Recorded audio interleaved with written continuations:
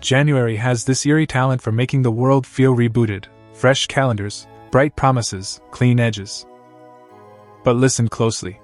If the sun decides to exhale the wrong way tomorrow, your new year might start with elevators frozen between floors, card readers blinking uselessly, and a hospital quietly switching to generators while the sky outside turns beautiful.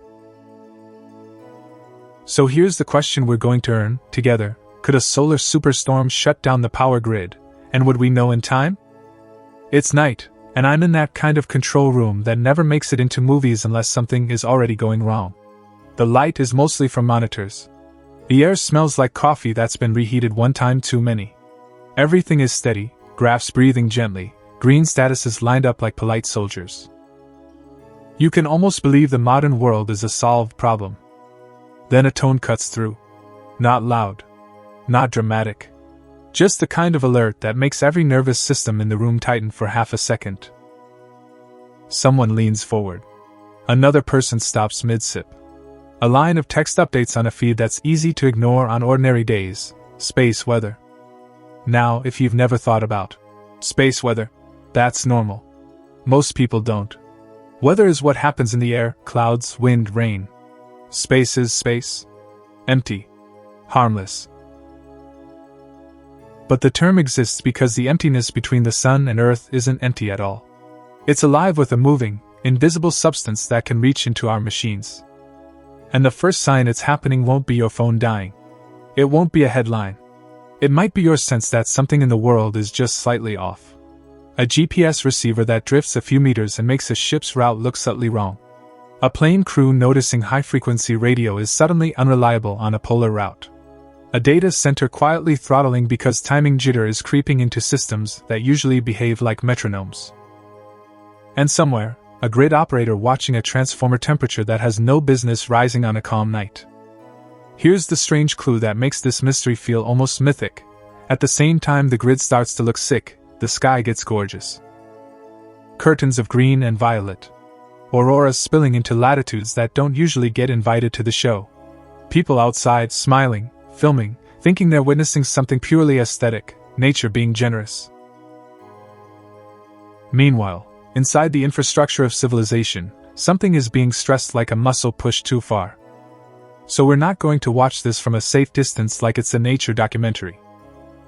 You and I are standing at the instrument panel while the sun changes the rules. We're going to follow the chain, step by step, from a magnetic eruption on a star to heat inside a transformer on Earth. And we're going to be honest about the hardest part, not whether it can happen, but whether we can see the most dangerous version coming in time to do anything meaningful. Because that's the thing that keeps people up in rooms like this. It's not the existence of storms. It's the difference between an annoying storm and the kind of storm that rewrites your assumptions about normal.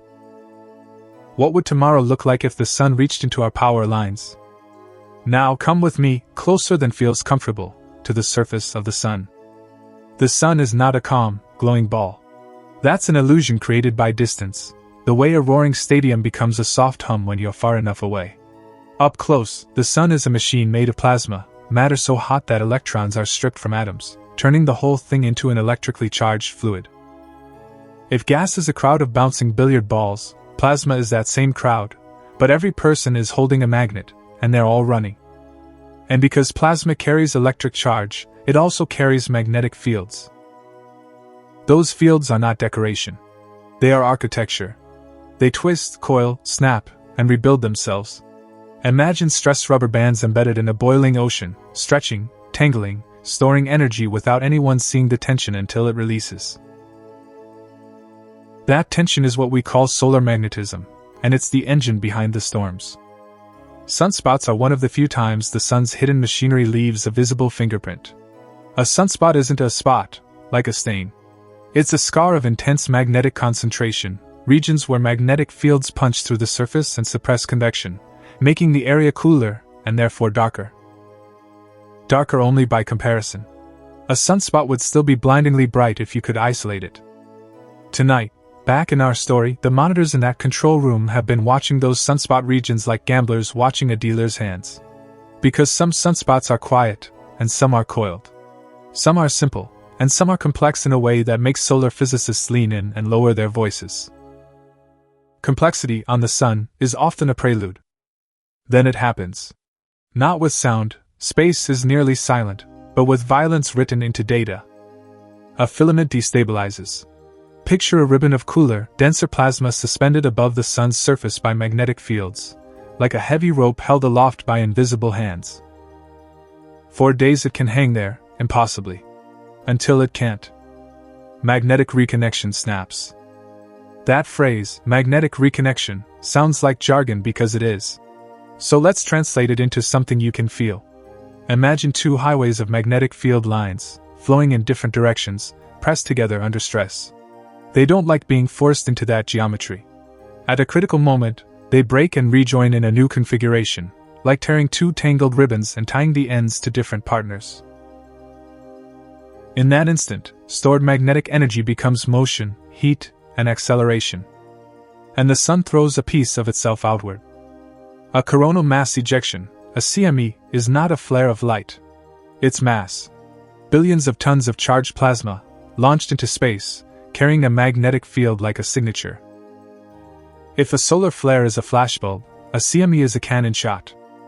Now, the temptation is to call what comes next solar wind. That phrase is true, but it can mislead you. Wind on Earth is air molecules bumping into you. Solar wind is a river of electrically charged particles, protons and electrons, streaming outward from the Sun and dragging magnetic fields along for the ride. It's less like wind and more like an invisible current in a cosmic ocean, and the CME is a rogue wave riding that current. Here's the unsettling part: Earth is sitting in that river all the time. Most days, our planet does fine because we have a defense system that is both ancient and fragile, the magnetosphere. It's a magnetic bubble carved into the solar wind by Earth's own magnetic field. Think of it like the wake around a rock in a stream. The water splits, flows around, and rejoins. The rock stays dry mostly. But mostly is doing a lot of work. Because some of the solar particles get guided along magnetic field lines toward the poles. When they slam into our upper atmosphere, they excite atoms and molecules, which then release photons as they relax back down. That's the aurora, the sky fluorescing under particle bombardment. It's not magic. It's physics. But it's physics with taste. So far, this is still a story about beauty. And yet we began with elevators stuck and transformers heating. So let's ask the uncomfortable question that connects the sky to the socket. Why would light in the sky affect metal on the ground? What does an aurora have to do with a power line? This is where a 19th century insight reaches into a 21st century civilization. Michael Faraday discovered something so fundamental that it now hides in plain sight. Changing magnetic fields induce electric currents. Faraday's law. If you've ever used a wireless charger, you've used Faraday's law without saying his name. If you've ever been near a transformer, the big humming boxes on poles or the massive ones in substations, you've been near Faraday's law made industrial. The Earth's magnetic field is usually stable on the timescales that matter to a toaster. But during a geomagnetic storm, when a CME slams into the magnetosphere, the shape and strength of Earth's magnetic environment can change quickly. The bubble compresses. It rings like a struck bell. Currents flow in the upper atmosphere. Magnetic fields fluctuate. And when magnetic fields fluctuate, conductors notice. Long conductors, especially. Power lines are, from the perspective of electromagnetic induction, incredibly long antennas. Pipelines, too. Undersea cables with repeaters tied into power systems. Railway lines. Anything long and conductive laid across a planet whose magnetic field is being shaken. The storm doesn't need to target the grid. It just needs to move the magnetic needle fast enough, and the grid will respond. The name for those unwanted currents is almost too polite: geomagnetically induced currents, GICs. They're not the same kind of alternating current the grid was designed to manage. They're slow, quasi-DC currents that creep into places they don't belong, saturating transformer cores, distorting waveforms, generating heat, and triggering protection systems that are trying to do their job in a situation they were never trained for. It's like forcing a careful orchestra to play while someone leans on the piano keys. If that sounds theoretical, history disagrees. Let's go to 1859 for a moment, not in a textbook way, but as if you're there. Telegraph operators are at their desks. The telegraph is the nervous system of a shrinking world. And then, lines start behaving like they're possessed. Some operators report sparks, papers catching fire, shocks, messages transmitting even after power supplies are disconnected, as if the Earth itself has become the battery. This is the Carrington event, named after Richard Carrington, who observed a sudden brightening on the sun, a flare, just before the storm hit. Imagine what that means. In the early days of electrical infrastructure, the sky reached down and grabbed the wires. Fast forward to March 1989. Quebec. It's cold. People are living inside their electrified shelter from winter. And in minutes, a geomagnetic storm helps collapse the grid. The lights go out for millions. Substations trip. Operators scramble. The blackout lasts hours, but the message lasts decades. Modern power systems can fail quickly under space weather stress. And then there are the near misses, the ones that feel like cinematic plot devices but are documented reality. In 2012, a powerful CME crossed Earth's orbit. If Earth had been in that exact spot a little earlier, we would have taken the hit. We weren't. We missed it because of timing, not because of preparedness. And if that doesn't make you sit differently in your chair, it should. So yes, the sun can, in principle, push hard enough on Earth's magnetic environment to induce currents in our infrastructure. But the story gets sharper when we look at what actually breaks. High-voltage transformers are the heavy organs of the grid. They're not like light bulbs you swap. They're engineered, custom, expensive, and often have long lead times. When GICs push them into saturation, they can overheat. Insulation can degrade. Protective systems may trip. Harmonics can ripple through the network. The grid doesn't just lose power.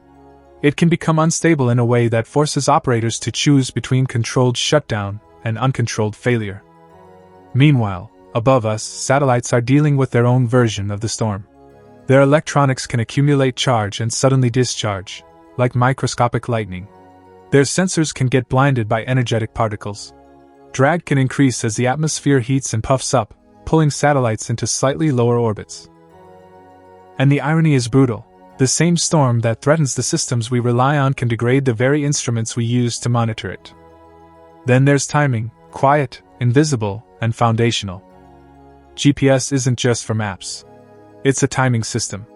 Financial transactions, telecom networks, power grid synchronization. So much of our digital world depends on precise time signals. During geomagnetic storms, the ionosphere becomes turbulent, and GPS signals pass through this disturbed layer, accumulating errors. Not always catastrophic, but enough to cause mischief in systems that assume time is perfect. And here's the moment I want you to hold on to, because it's the thesis hiding inside the drama. Our digital world is physical.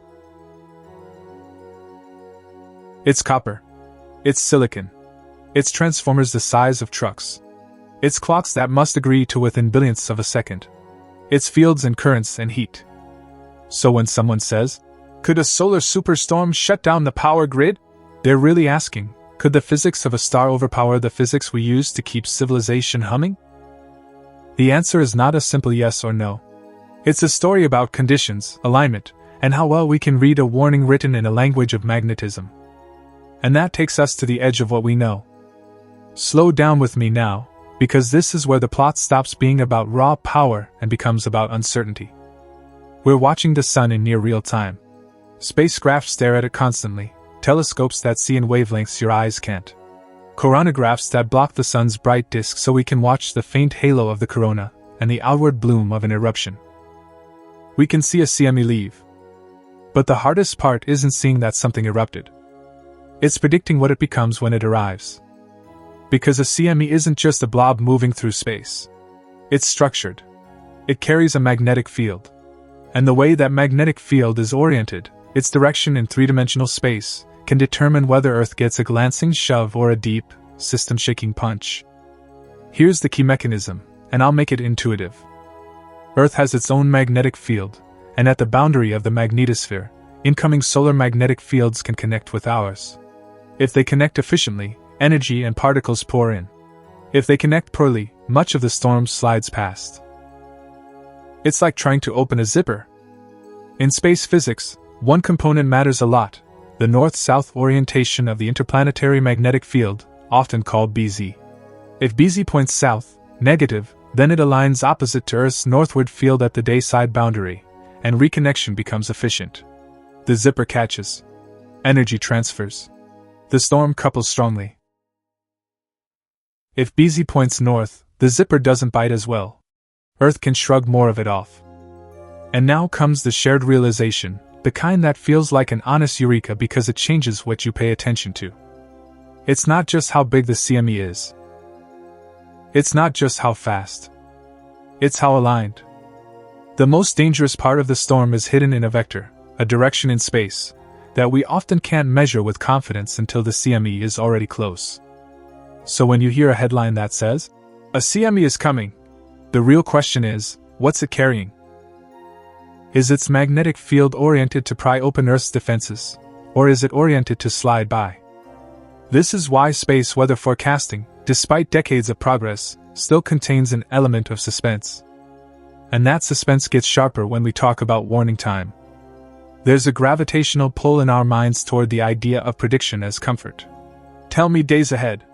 Tell me exactly. But for the most critical magnetic detail, the orientation, we often don't get a clean answer until we measure the solar wind directly upstream of Earth.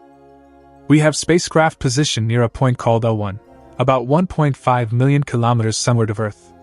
It's a gravitational balance point where a spacecraft can hover and sample what's coming. Missions like AC and SCAR have played this role, tasting the solar wind before it hits us. They are our last mile sensors. And last mile is not a metaphor. It's a timeline. From L1 to Earth, solar wind can take on the order of 15 to 60 minutes, depending on speed. Sometimes a little more, sometimes less. That is not the kind of lead time you associate with a hurricane track. That's tria. That's the difference between, "We should prepare this week," and, "We should do what we can in the next half hour." And what can you do in the next half hour? Grid operators can reconfigure flows, reduce transfers, bring certain assets online or offline, adjust reactive power support, and brace for transformer heating. Satellite operators can put spacecraft into safe modes. Aviation can reroute polar flights. But many protective actions cost money and disrupt service, and you don't want to pull those levers every time the sun sneezes. So you end up with the hardest human problem inside the scientific one: decision-making under uncertainty, with high stakes. And then comes complexity, the kind that doesn't fit neatly into a single dramatic failure. A power grid isn't one machine. It's a synchronized ecosystem: generators, transmission lines, transformers, protection relays, human operators, market rules, weather on the ground, maintenance schedules, aging equipment. It's an evolving compromise. If a transformer in one region starts absorbing GICs and heating, operators may reduce loading there. That changes power flows elsewhere. Other lines take more load.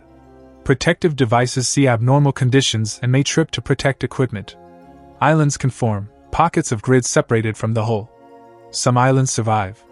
Some collapse. Restoring power is not just flipping a switch, it's a choreography called Black Start, and it takes time. And the storm doesn't care about the elegance of our choreography. The storm also doesn't care that our eyes in space are fragile. Satellites are both victims and sensors. During strong storms, radiation can degrade their performance. Sensors can saturate. Communication links can become unreliable. It's like trying to measure a fire with a thermometer that melts.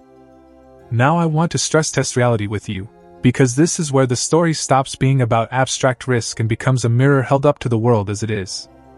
Run the same day again, but change one variable. It's a cold snap. Demand is high. People are heating homes, offices, hospitals. The grid is already running closer to its limits. A few key transformers are near end of life, nothing dramatic, just the normal aging of infrastructure.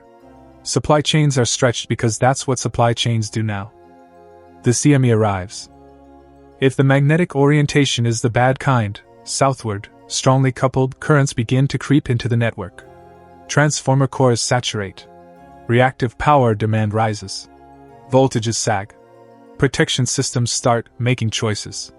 Operators have minutes to decide how much load to shed, what lines to open, what to protect first. You can almost feel the room temperature change as humans become part of the circuit. And if a small number of large transformers are damaged, not just tripped, but physically harmed, the crisis shifts categories.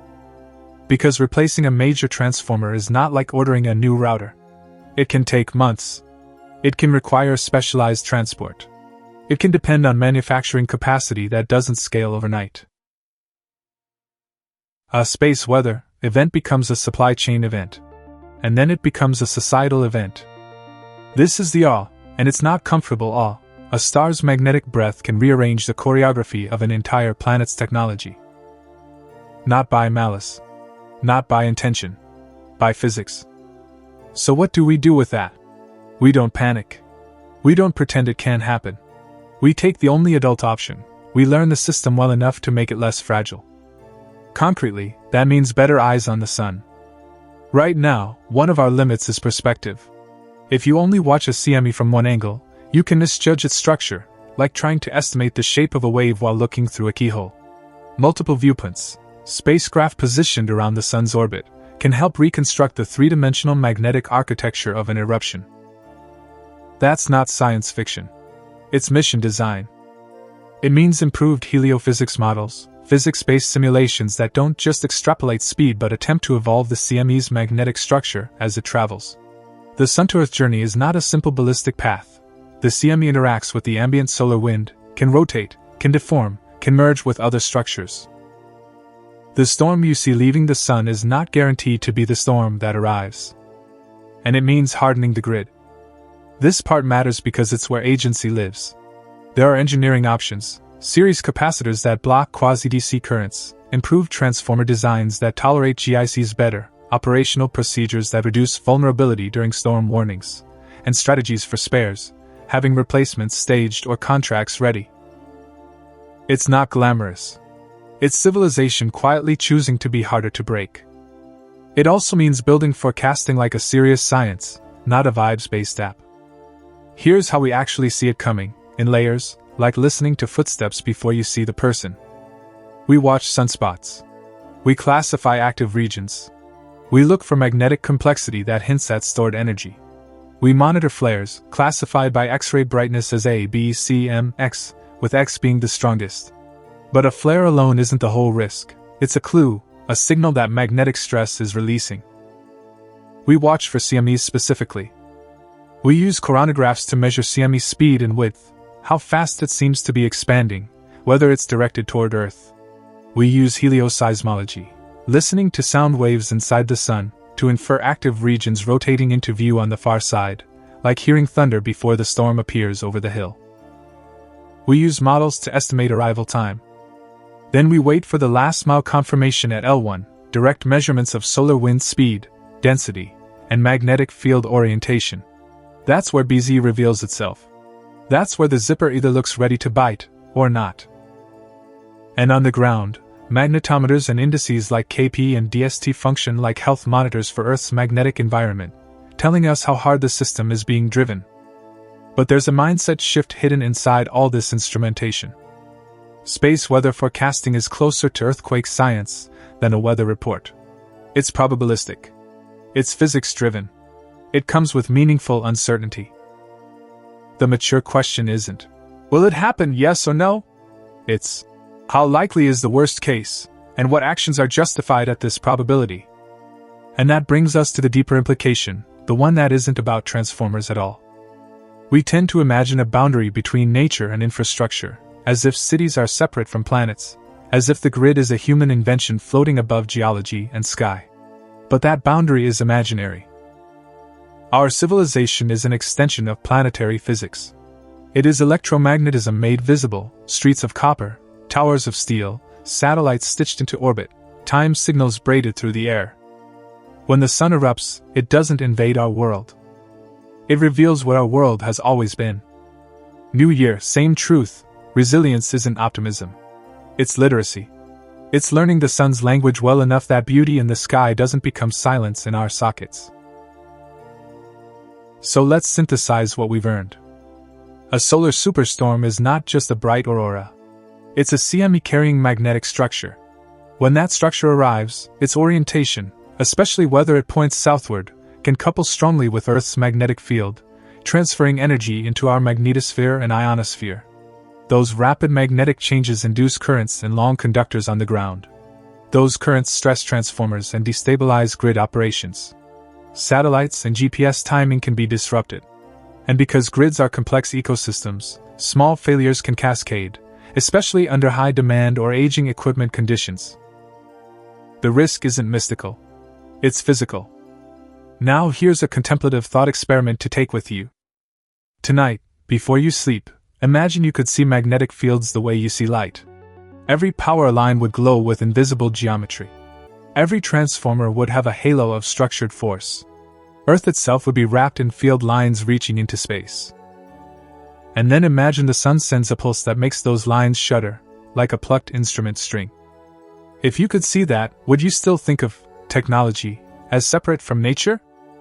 And then the next great question opens, because it always does. If our civilization runs on synchronized time and delicate electromagnetic balance, what other, invisible environments are we living inside without noticing until they change? And what would it mean to design a society that treats those environments as real, not abstract? If you want to go deeper, subscribe, not for alerts, not for hype, but because we build these investigations like audits, tracing claims back to physics, and physics back to lived reality. And on the end screen, click the next video, because the fastest way to understand this world is to keep following the chain. Before you go, tell me one thing in the comments. If you had 30 minutes of warning before a major geomagnetic storm, what would you do first, at home, at work, or for your community?